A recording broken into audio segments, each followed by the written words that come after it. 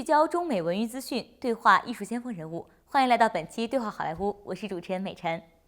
相信在美的华裔们一定都听过这样的一部作品《The Joy Luck Club》喜福会。这部作品是美国华裔女作家谭恩美的长篇小说，曾在1993年被改编成电影。喜福会其实是移民美国的母亲们为打麻将而取的一个聚会的名字。这部作品通过描写四对母女间的代沟和隔阂，反映了中国传统文化和西方文化相遇而生的碰撞与兼容。它展现了华裔女性在文化冲突中对自我文化身份的艰难求索。在今年的8月24日，《The Joy Luck Club》即将推出话剧版，它会以话剧的形式来重现这部经典的作品。在本期节目中，我们非常有幸地采访到了话剧的导演 Tim Dang 以及4位剧中的主演，来到我们的节目中，听他们一起分享参与这次作品的感受，以及作为华裔导演或演员在美国的奋斗经历。At first, I want to ask why you choose this story to direct. Well, Joy Luck Club has been very, very popular from being the best-selling novel by Amy Tan back in the 1980s, and then it became a very popular movie as well. And so when it became the stage production, while I was at East West Players, we had produced the show back in 2008. And so Sierra Madre Playhouse wanted to do the Joy Luck Club, and they wanted to find a director who would be able to handle the material. But at the same time, they wanted to bring in the surrounding communities that has very big Asian populations in Pasadena and Arcadia, Montebello, Alhambra. And so Christian Labano, who is the artistic director here at Sierra Madre Playhouse, asked me if I would direct the Joy Luck Club. And because I didn't direct the Joy Luck Club when it was at East West Players, that this is my opportunity to direct it here. And so I'm very excited about it. And we were very lucky to have over 300 people audition. Oh, really? 300 people, which was really good. And we were able to actually cast an all ethnically Chinese cast. Really? Oh. So everyone is ethnically Chinese, which might be one of the first times that the Joy Luck Club is performed with an all ethnically Chinese cast. Oh, that's cool. So we all know this novel, this story, has been adapted to a film. Right. So now this is a live stage presentation. Correct. So can you say what kind of difference between the movie version and the play version? Right. So the movie version has 16 stories, and so it's very cinematic, so it can flow from one story into the next with flashbacks, and it comes back to the 1980s, and then has flashbacks to the 1950s, and then China in the 1920s. So the stage play does exactly the same thing, but we have to do it in a way in which it can flow in a very theatrical way. And so this play has a cast of 13 people.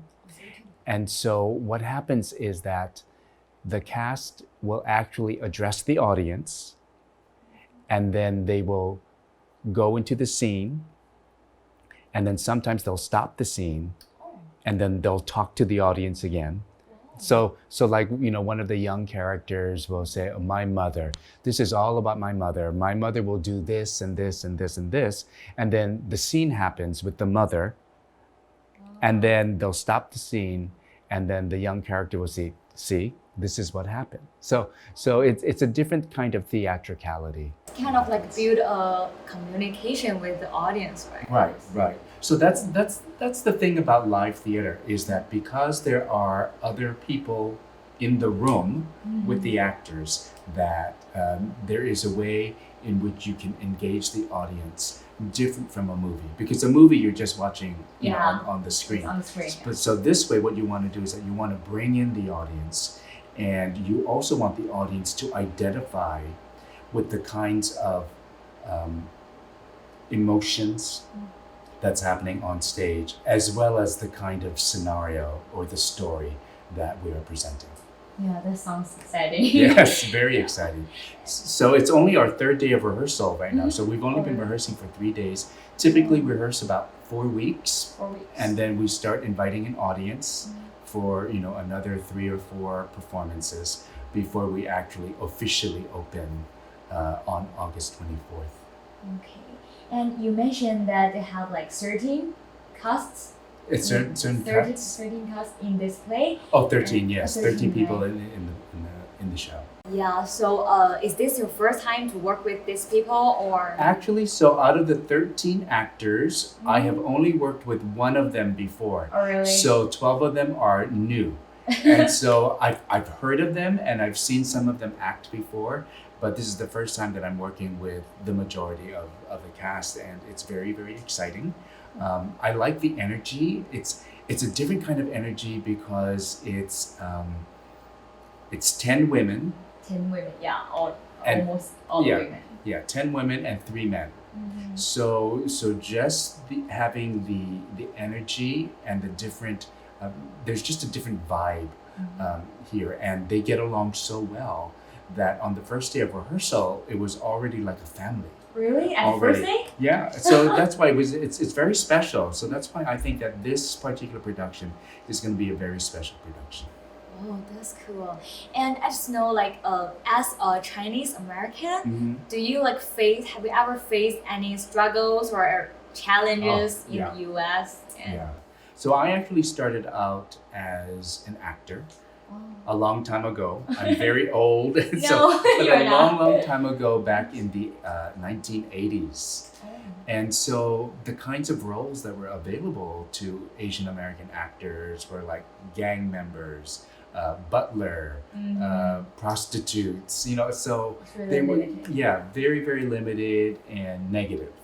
But nowadays, there are a lot more opportunities for Asian American actors, especially with the television series Fresh Off the Boat, the movie Crazy Rich Asians. There's a new movie out called The Farewell. And there's another one on Netflix, Always Be My Maybe. Yeah, on Netflix. So there are a lot of new opportunities, and I think the audience is ready to have different kinds of stories, particularly for the Asian American community, because it's so different, and yet it is very compelling and engaging and universal as well. I am playing the role of An Mei. She is one of the 4 mothers, and An Mei is the character when she was a child. The boiling water fell and burnt her neck, and that was a time when her mother was thrown out of the house because she had got tricked by Wu Ting and second wife to be taken in as a concubine. So An Mei really didn't have a mother. Yeah, so she left when she was 4. Mother left when she was 4, and then the mother came back when the grandmother, her mother, was dying, and to pay respects to her. And An Mei was 9 years old when her mother came back, and then shortly thereafter, her mother kills herself to give An Mei a better life, in better position, and was raised as honored children after she passed. So yeah, she didn't really have a role model as a mother, but she really revered her mother, and seeing what she did to sacrifice for her life and sacrifice for her mother, I think that really gave that kind of resilience and wanting to be a good mother to her children. And An Mei has 7 children altogether. 7 children? Yes. My gosh, a huge family. Yes. But it sounds like a sad story. It is sad. It is sad, but I mean, with the sad, there's always the good, and she's been blessed with 7 children and a good husband, actually, and really nice house in the San Francisco area. good for her. Yes, she likes to cook. Oh, that's good. Yeah. So, have you ever read this novel before? Yes, actually, I first saw the movie Mhm. in Vancouver, and when it was out, I took my mother to see it. So the very first exposure was with my mother to see the movie in Vancouver, and very touching. How And do you feel? so relatable. And so many things in the movie I can relate, and just the pressure, being a good daughter, listening to mom, but also wanting to grow and find yourself, and the rebellion, and me being the oldest child of 4 children in my own family. So I'm always having to set a good example for my siblings, and that and that was kind of hard for me, because I wanted to explore and find my own self. Yeah. That will have lots of pressure. Yes. So, like, have you ever experienced the same struggle, like in this industry, like as a Chinese American? Oh, sure. Yeah, when I first started out, there wasn't really a whole lot of roles for Asians and female Asians. So, there was struggle, certainly a lot of struggle. And so I kind of ventured into the theater, because theater was much more open to diverse casting, I felt, and doing a lot of musical theater, King and I, South Pacific, Miss Saigon, things like that.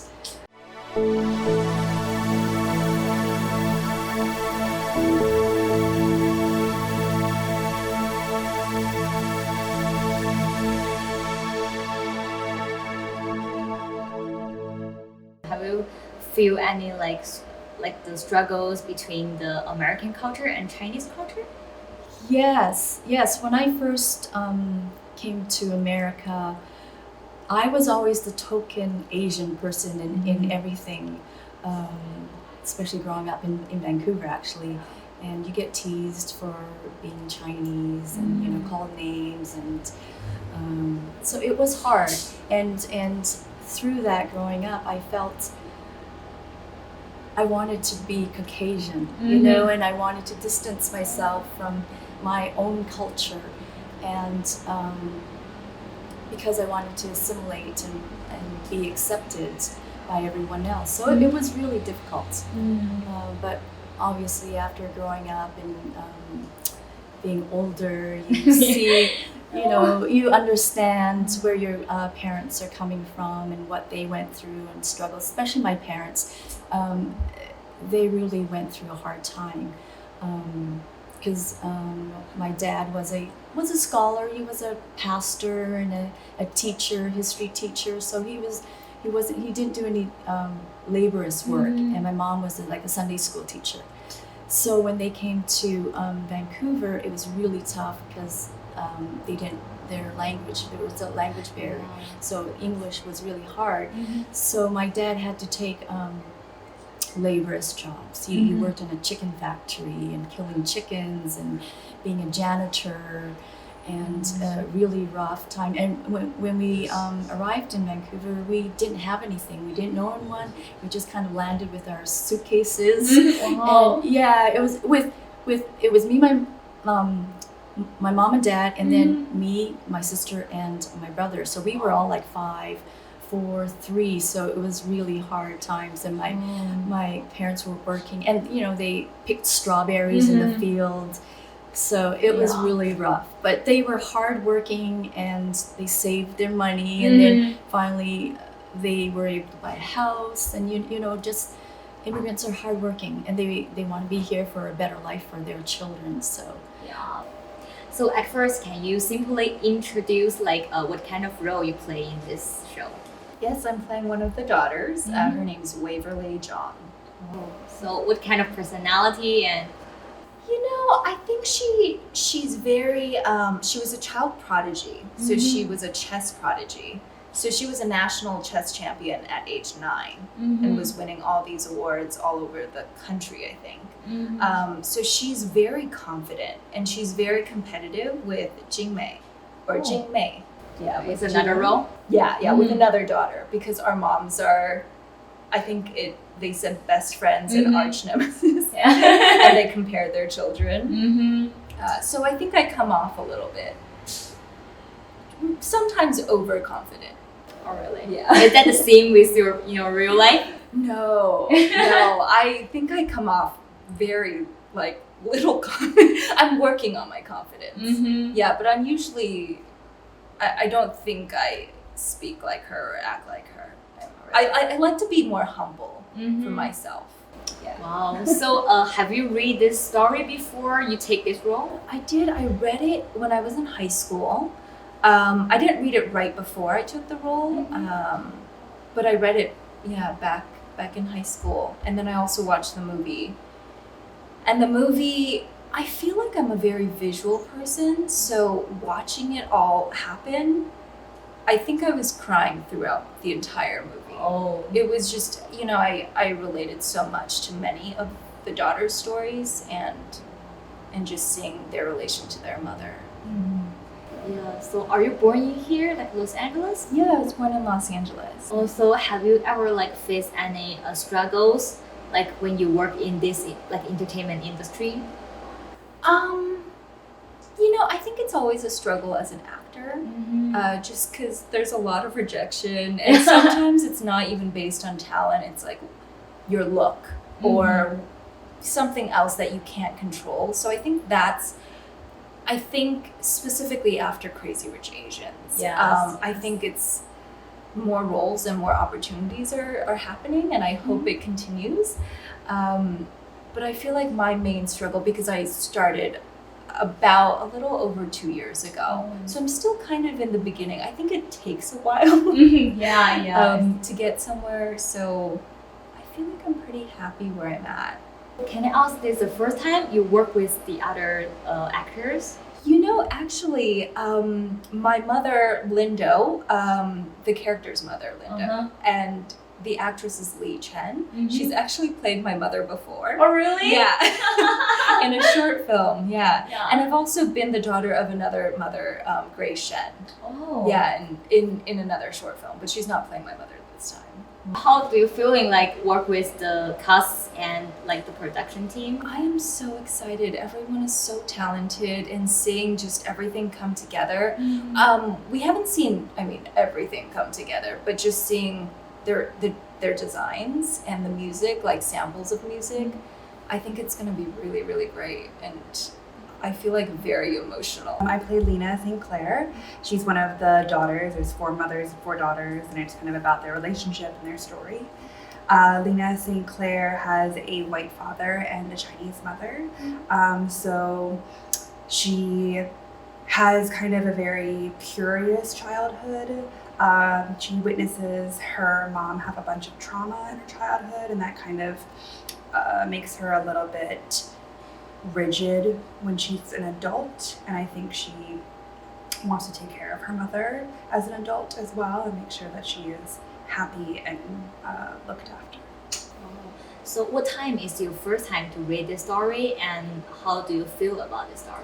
So actually this is my first time reading it. I did watch some of the movie when I was younger, but I didn't really get to read the novel or the play until very recently. I really love the story. I think it's very moving. I think that not only can Chinese Asian immigrants relate, but I also think that it's a very beautiful mother-daughter story, and truly any mother-daughter can understand the highs and lows and struggles between that relationship, and wanting it to be amazing and special, and also having hurdles to have to overcome. Wow. So do you have the same experience, the same relationship with your mom, with your family? Not just the same at all. Really? No, it's very different. Me and my mom are, the only thing that is the same is me and my mom are very close. And growing up, there was a little bit of a wondering about identity, definitely. I felt lucky that I was able to feel like I was a part of both my mother and my father's culture, and that was wonderful to me. And as I've become an adult and grown up, I've wanted to learn more about both sides. So I've been very interested in learning more about my Chinese background and culture and more about my mom's life, and I'm really excited that I get to kind of do that in a little part by being in this beautiful show. So can you simply talk about the role you're gonna play in this show? Yeah, the name of my character is called Ying, and she came from China, and she has lost 2 babies. So so they call her weird. Oh. Yeah, and it's probably from the losing of the 2 babies, and then her first husband cheated on her, so she has lost all her faith in love. What a poor woman. Yes, she's got, yeah, and so that's where she is as the play opens. You know, because now she's on to her second husband, and she's in America. So this her history from China. The first husband that cheated on her, so she, you know, had a, can I say abortion? So she aborted her first child because she was so hurt from her first husband who cheated on her. So then when she came to America, she found a Caucasian man. But she didn't really love him as she loved her first Chinese husband. So she kind of became like absent, you know, like she became how Amy Tan described her as a ghost. Oh my god. So yeah, so you're physically present, but your mind is not there because your mind is still stuck with the first husband. Oh wow. Yeah, it's a little bit sad. It's very sad. Yeah. So- But she's kind of funny though because she's a little cuckoo. Oh You know what I mean? So I think the challenge here is finding the humor within drama, tragedy. Yeah. So how do you feel when you first read this story? Oh my gosh, I cry Oh really? because it's so. See, don't get me started, then I'll start going because it's so relatable. Oh.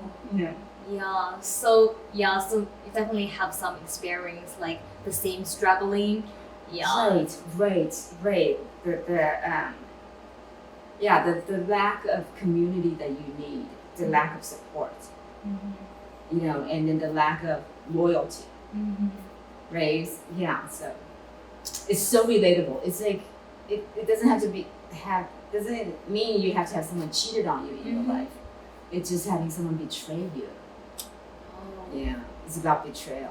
就像他们分享的那样，作为华裔演艺工作者，在美国打拼是非常艰辛的。但是随着越来越多具有中国元素的作品在美国得到认可，这些华裔演员、导演们将有更多展现自己的机会。相信中美会借由影视作为桥梁，更加理解并尊重彼此的文化。本期对话好莱坞到这里就要结束了。这部话剧将在8月24日到10月5日在 Surreal Metro Playhouse 演出。如果电视机前的你感兴趣的话，可以前去观看。那么，如果您还想要了解更多最新的影视文娱资讯的话，可以登录 iCiTinews.com。我是主持人美晨，感谢您的收看，我们下期再会。